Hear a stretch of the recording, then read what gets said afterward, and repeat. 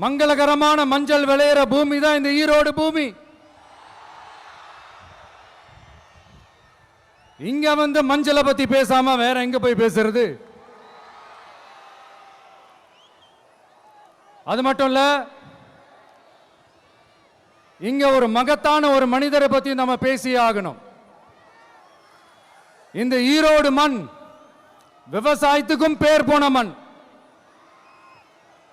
இங்க நடக்கிற அந்த விவசாயத்துக்கு மிக முக்கியமான ஒரு கவசமா இருக்கிறது என்ன தெரியுமா? காலிங்கராயன் அணை, காலிங்கராயன் கால்வாய். காலிங்கராயன் அணை கட்டினதுலையும் கால்வாய் வெட்டினதுலையும் உயிரான உணர்வு பூர்வமான நிறைய விஷயங்கள் இருக்குது.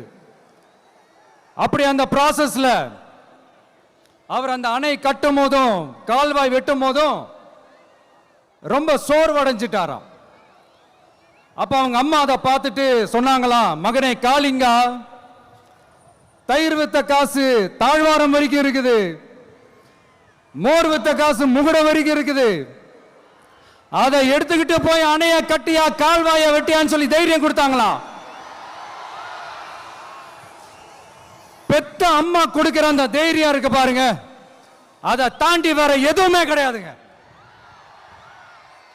ஒரு மனுஷனால எதையும் சாதிச்சு காட்ட முடியும். அப்படி ஒரு தைரியத்தை தான் இப்ப நீங்க, என்னுடைய அம்மா, அக்கா, தங்கைகள், நண்பா, நண்பிகள், தோழர்கள்